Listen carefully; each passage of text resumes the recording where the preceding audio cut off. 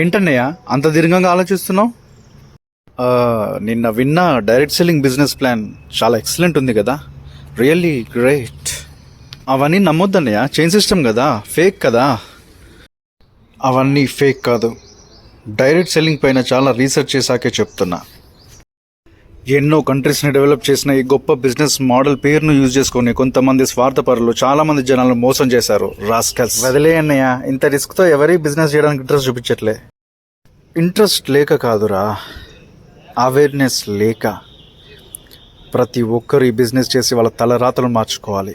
అవునన్నయ్య, కరెక్టే. అది సరే, ఇంతకుముందు నువ్వు ఎప్పుడైనా డైరెక్ట్ సెల్లింగ్ కంపెనీలో జాయిన్ అయ్యావా? జాయిన్ అయ్యావా అంటే సరే, ఫ్యూచర్లో జాయిన్ అయితే ఎంతమందిని జాయిన్ చేయించగలవు? అంటే ఒక 50, 100, 150 దాకా అక్కర్లేదు. ఒక 3 జాయిన్ చేయించు, మన దేశం తలరాతనే మార్చొచ్చు. 3 జాయిన్ చేస్తే మొత్తం దేశాన్ని డెవలప్ చేయొచ్చట. ఎలా కుదురుతుందన్నయ్య? కుదురుతుంది. ఇది నేను రీసెర్చ్ చేసి ఒక జెన్యూన్ కంపెనీలో జాయిన్ అయ్యి ఐడి తీసుకొని ప్రోడక్ట్స్ యూజ్ చేసుకుంటున్నాను.